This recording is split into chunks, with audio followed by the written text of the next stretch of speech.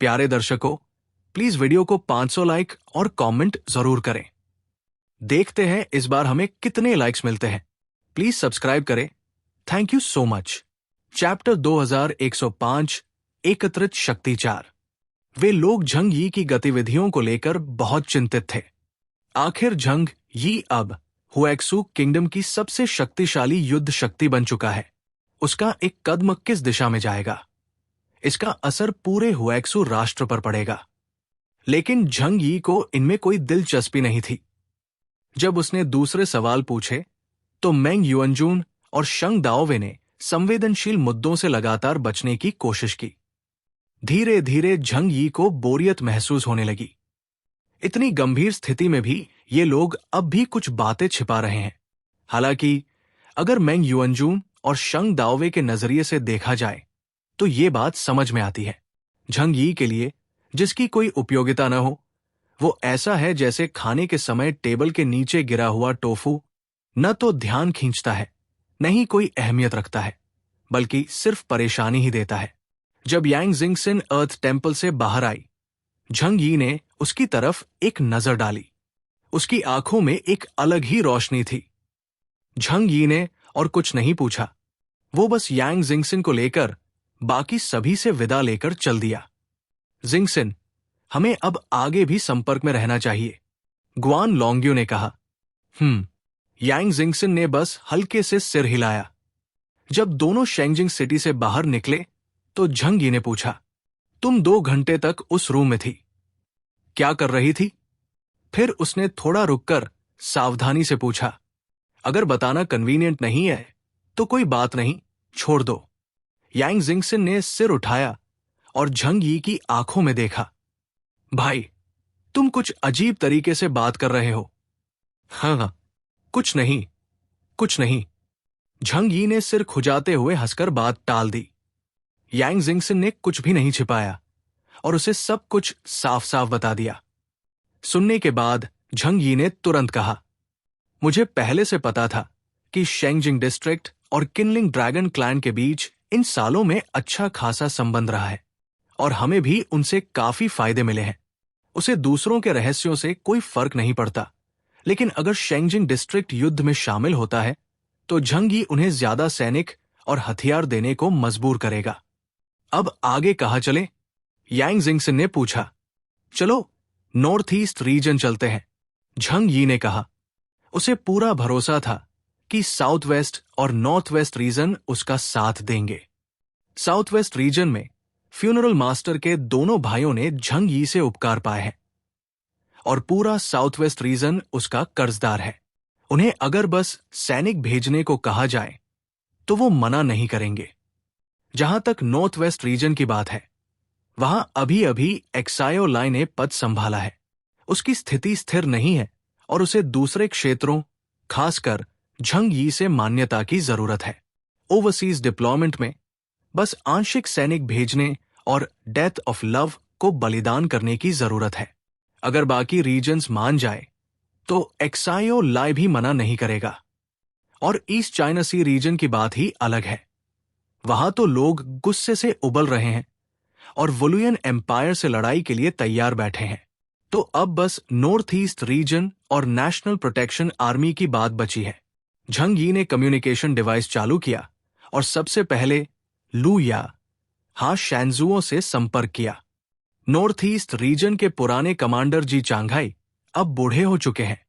पिछली लड़ाई में उन्हें जुकाम हो गया था और अब अक्सर उन्होंने ज्यादातर अधिकार शैनजुओं को दे दिए हैं। इसलिए शैनजुओं की मंजूरी ही काफी थी। स्क्रीन पर वो परिचित गोलमटोल आदमी आया, क्रू कट हेयर कट, चमड़े की जैकेट पहने हुए। अरे, ये तो ब्रदर केओस है। इतने दिन हो गए, एक ड्रिंक तक के लिए नहीं आए। झंग यी मुस्कराया। बस अब आ ही रहा था न तुम्हारे पास। ये सुनते ही शैनजुओं की हंसी जम सी गई। वो तो बहुत अच्छी बात है। कब आ रहे हो? अभी, थोड़ी देर में पहुंचता हूं। शैनजुओं के चेहरे पर भाव एकदम जटिल हो गए। इतनी जल्दी? क्या बात है? क्या परेशानी है? फोन कर देते, मैं सब कुछ संभाल लेता। झंग यी ने हंसते हुए कहा, अब जब तुमने इतना कह ही दिया है तो मुझे क्या चिंता। लगता है तुम्हारे रहते तो मुझे कुछ मांगने की जरूरत ही नहीं। बस इंतजार करो, मैं पहुंच ही रहा हूं। कॉल बंद होते ही शैंजुओ हैरान बैठा रह गया। अरे नहीं, मैंने तो बस औपचारिकता की थी। ये इतना सीरियस कैसे हो गया? अब उसके सिर में दर्द शुरू हो गया। उसे अच्छे से पता था कि झंग यी क्यों आ रहा है। वुलुयन एम्पायर के कोस्टल हमले की वजह से, या तो सप्लाईज मांगने या फिर सैनिक। लेकिन शैंजुओं को लगता था कि इससे ज्यादा कोई फायदा नहीं होगा, शायद रिसोर्सेज की बर्बादी ही हो। लेकिन उसके पास कोई रास्ता भी नहीं था, क्योंकि अब झंग यी बहुत ताकतवर हो गया था। उसे नाराज करना महंगा पड़ सकता था। वो सोफा पर बैठकर गहरी सांस लेने लगा। उसी समय ट्रेनिंग ग्राउंड में 5 नॉर्थ ईस्टर्न इमोर्टल्स के लीडर फॉक्स फेरी हु मैंगफैंग ने नए एलियंस को अभ्यास में लगा दिया और खुद शैंजुओं के पास आया। ब्रदर शान, क्या हुआ? इतने परेशान लग रहे हो। कहीं भाभी जी से लड़ाई तो नहीं हो गई? शैंजुओं ने उसे घूरा। कहा कि बकवास कर रहा है, हट यहां से। हु मैंगफैंग हंसा और पास ही बैठ गया। चलो बताओ, क्या बात है? शायद मैं कोई सलाह दे सकूं। शैंजुओ ने धीरे धीरे बताया कि झंग यी मिलने आ रहा है। सुनकर हु मैंगफैंग ने आंखें घुमाई। भले ही वो छोटा भाई था, लेकिन अक्ल में शैंजुओ से आगे था। तभी तो वो उसका सबसे भरोसेमंद जनरल भी था। केओस आ रहा है। अब तो वो पूरी दुनिया में फेमस है। हर कोई उससे दोस्ती करना चाहता है। हम उसे नाराज नहीं कर सकते। अगर कभी मुसीबत आई तो हमें उसी की मदद की जरूरत होगी। शैंजुओ ने माथा सिकोड़ते हुए कहा। अरे यार, मुझे भी ये पता है, लेकिन दिक्कत यह है कि उसकी परेशानी बहुत बड़ी है और मेरी ताकत सीमित। डर है कहीं सब व्यर्थ ही न चला जाए। हु मैंगफैंग हंसा और बोला, बॉस, मुझे नहीं लगता कि तुम्हें कोई नुकसान होगा इस बार। शैंजुओ ने उसे देखा। क्या मतलब है तुम्हारा? हु मैंगफैंग बोला, जरा सोचो, हु डन यानी झंग यी कैसा इंसान है? चालाक, होशियार और चालों में तो कमाल का। कभी कोई घाटे का सौदा किया है उसने? अगर वो सच में लड़ना चाहता तो अब तक दुश्मन का सफाया कर चुका होता। तियनहाई सिटी के लोगों की ताकत के साथ उन्हें क्या जरूरत है हमसे सैनिक मांगने की? शैंजुओ ने थोड़ा सोचा, और वाकई बात में दम था। हुएक्सू किंगडम के पास सीमित संसाधन है। हर रीजन को अपने सैनिक तैयार करने होते हैं, और इप्सिलॉन स्तर के एलियंस तो बहुत कम होते हैं। लेकिन झंग यी, उसकी आर्मी में तो एलीट सोल्जर्स और जनरल्स की भरमार है, वो भी लगातार लड़ाइयों और विदेशी अभियान के जरिए। अब तक नॉर्थ ईस्ट रीजन में सिर्फ 2 इप्सिलॉन एलियंस हैं। एक तो वो खुद, और दूसरा उसका नया रिक्रूट हु मैंगफैंग। चैप्टर 2106 एकत्रित शक्ति 5। झंग यी की नजरों में ये सब कुछ अभी भी काफी नहीं था। हु मैंगफैंग ने आगे कहा, तो मुझे लगता है कि उन्हें शायद हथियार और रिसोर्सेज की जरूरत है, और वे दक्षिण से आ रहे हैं, तो उन्हें पहले शेंगजिंग जैसे कई बड़े रीजन से होकर गुजरना पड़ेगा। तो हमें इस मामले में जल्दबाजी करने की जरूरत नहीं है। पहले बाकी रीजन्स का रुख देख लेते हैं। और मेरे पास एक और आइडिया है। शैंजुओ मुड़ा और बोला, बोलो। हु मैंगफैंग मुस्कराया और बोला, मत भूलो, हमारी टाइगर आर्मी के अलावा नॉर्थ ईस्ट में एक और ताकतवर फोर्स है। शैंजुओं की आंखों में एक चमक आई। तुम north east national defence army की बात कर रहे हो? ताकत के लिहाज से देखा जाए तो north east national protection army उनकी टाइगर आर्मी से भी ज्यादा मजबूत है, क्योंकि टाइगर आर्मी मुख्यतः अंदरूनी सुरक्षा संभालती है, जबकि नेशनल प्रोटेक्शन आर्मी को पूरे नॉर्दर्न बॉर्डर की सुरक्षा करनी होती है। ब्लैक एम्परर झुआंगसू चैन एक्सुएनबा की ताकत भी शैंजुओ से कहीं ज्यादा है, लेकिन वे तो नॉर्दर्न बॉर्डर की रक्षा में लगे हुए हैं। क्या वो आ सकते हैं? क्यों नहीं? हु मैंगफैंग ने होंठ सिकोड़कर अपनी जांग पर हाथ मारा और कहा, क्या तुम भूल गए जब पिछले बार तियनहाई सिटी ने वुलुयन एम्पायर के आक्रमण का सामना किया था, तब नेशनल डिफेंस आर्मी ने भी हिस्सा लिया था। और वैसे भी अभी फ्रीमोंस ने एक बड़ा युद्ध झेला है। अब तो वे खुद आराम और रिकवरी के मूड में होंगे। हमारी सीमा के लिए फिलहाल कोई खतरा नहीं है, बल्कि अभी साउथ ईस्ट कोस्ट पर हालात काफी गंभीर है। नेशनल डिफेंस आर्मी पूरी हुएक्सू किंगडम की सुरक्षा करती है, न कि केवल नॉर्दर्न बॉर्डर की। पहले चैन एक्सुएनबा को बुला लेते हैं। एक तो उनकी संख्या ज्यादा है, जो हमारा हौसला बढ़ा सकते हैं। दूसरा, अगर हमें वाकई सेना भेजनी पड़ी तो उनका होना हमारे ऊपर का दबाव थोड़ा कम कर सकता है। जैसे जैसे शांजुओ सुनता गया, उसे बात और भी सही लगने लगी। वो मुस्कराया और हु मैंगफैंग की तरफ इशारा करते हुए बोला, तू सच में एक चालाक लोमड़ी है। तुरंत चैन एक्सुएनबा से कांटेक्ट करता हूं। North east national protection army का कैंप फेंगशन सिटी से ज्यादा दूर नहीं था, इसलिए चैन एक्सुएनबा को बुलाना ज्यादा टाइम नहीं लेता। शांजुओ ने तुरंत चैन एक्सुएनबा को कॉल किया। जैसे ही कॉल जुड़ी, दूसरी तरफ से चैन एक्सुएनबा की जानी पहचानी गहरी और ठंडी आवाज आई। हेलो लूया, किस लिए कांटेक्ट किया? अरे लाओ चेन, कितने दिन हो गए मिले हुए। क्या तुम मुझे याद नहीं करते? Please use code names in the military, चैन एक्सुएनबा ने ठंडी आवाज में कहा। आर्मी में नाम लेना एक तरह का टबू होता है। आमतौर पर सिर्फ बहुत करीबी लोग ही नाम लेते हैं, वरना ये असभ्यता मानी जाती है। और असली वजह होती है एलियंस की कॉजल एबिलिटी से इंफॉर्मेशन लीकेज से बचना। ठीक है झुआंगसू, आज फुर्सत है? फेंगशन आ जाओ। क्या बात है? चैन एक्सुएनबा ने फिर उसी ठंडी लहजे में पूछा। हालांकि दोनों सेनाएं एक दूसरे के पास है, फिर भी अपने मिलिट्री ड्यूटीज के चलते चैन एक्सुएनबा कभी फेंगशन सिटी में प्रवेश नहीं करता जब तक कोई जरूरी कारण ना हो। केओस आ रहा है, उसने कहा कि हमसे इंपॉर्टेंट मैटर पर बात करनी है। अब शांजुओं की आवाज भी गंभीर हो गई। जब केओस का नाम लिया जाता है तो पूरे हुएक्सू किंगडम में शायद ही कोई हल्के में लेता हो। चैन एक्सुएनबा ने यह सुनते ही एक चमक से भरी नजर डाली। केओस, क्या ये वुलुयन एम्पायर के साउथ ईस्ट कोस्टल अटैक की वजह से है?